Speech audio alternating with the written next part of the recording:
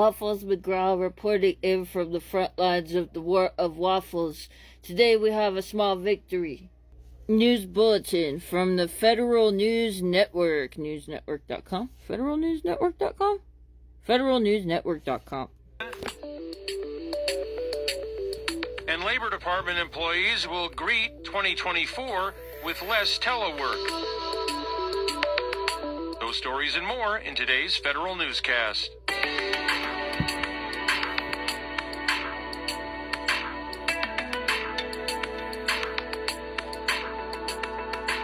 It's Wednesday, November 29th, 2023. Welcome to today's episode of the Federal Newscast. I'm Peter Masurlian. Labor Department employees will soon have to come into the office more often. Acting Labor Secretary Julie Su told all currently teleworking feds they'll have to report in person at least 5 days per 2-week pay period. The department already bumped up in-office work for political appointees, managers, and supervisors. Labor is one of many agencies that has announced return-to-office plans after a push from the White House earlier this year. For Labor Department employees, the change takes effect January 28th. House Republicans today will be questioning several agencies that they say lack transparency in their telework data. Federal News Network's Drew Friedman has more. Oversight and Accountability Committee members say 11 of the 25 agencies that they asked for more information did not share how many of their employees are currently teleworking. Committee members are holding a hearing today to press a few of those agencies for details on the impact of telework on productivity. The agencies testifying are the Social Security Administration, the Commerce Department, U.S.A, and the Department of Health and Human Services. It's a follow-up to a hearing a couple months back that featured a few agencies the members said made good faith efforts to answer questions on telework data. Drew Friedman, Federal News Network. This is a victory and a form of progress for the people, because having these programs shut down and people not getting the aid that they need creates disparagement. But I still have a lot of things that I need to figure out on my end. I'm glad that there has been some progress,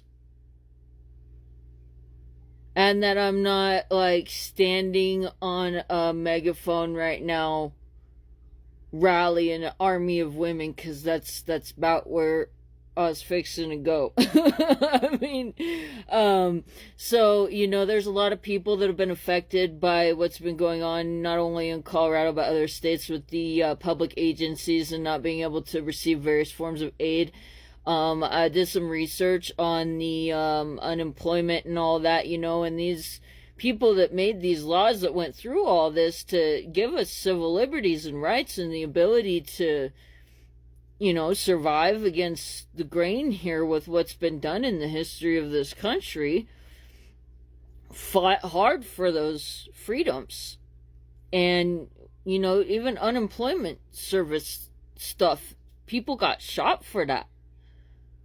So we need to remember that when it comes to protecting our rights and having freedoms and stuff, that there is a need to speak up.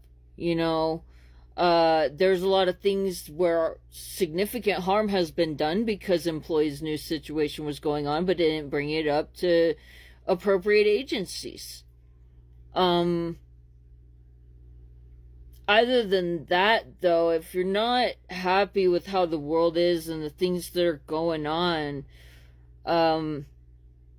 it is important to speak up and stand up for yourself, and especially if people are doing harm, say, I'm not going to be treated like that. And you don't know until you start doing something about the problems. I don't like naysayers. They're all over in our society, and people need to stop with the naysaying and cutting each other down and telling each other that their efforts are worthless. We do need to be politically engaged and deal with the problems that we face as a society, and not allow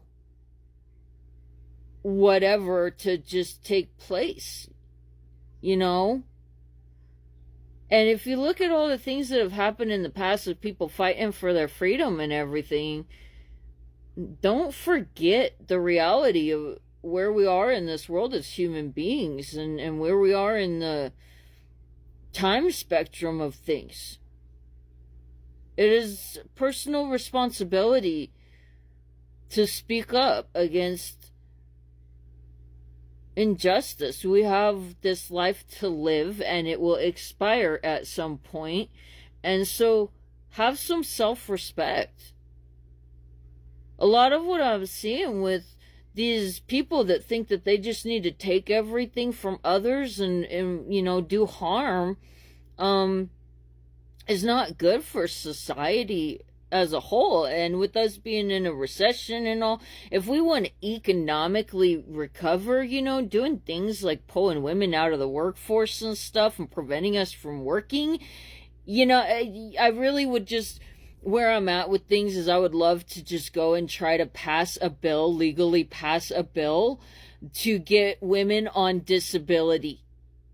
Like, if y'all are gonna treat us like we're disabled, then y'all should give us the ability to survive and have a roof over our heads and take care of our basic fundamental needs, at least. And it'd be really funny if something like that got voted into law, just because the amount of ridiculous behavior going on out there. So,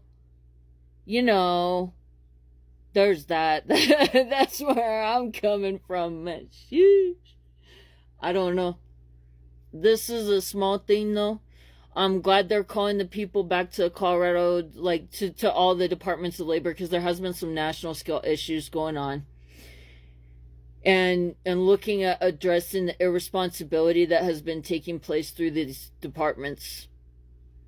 But that's just where we're at. They're just being called back into work where they're going to be in physical proximity, so if somebody's doing something shady, they bust it. There's still, for me, the way I see it, more that needs to be done.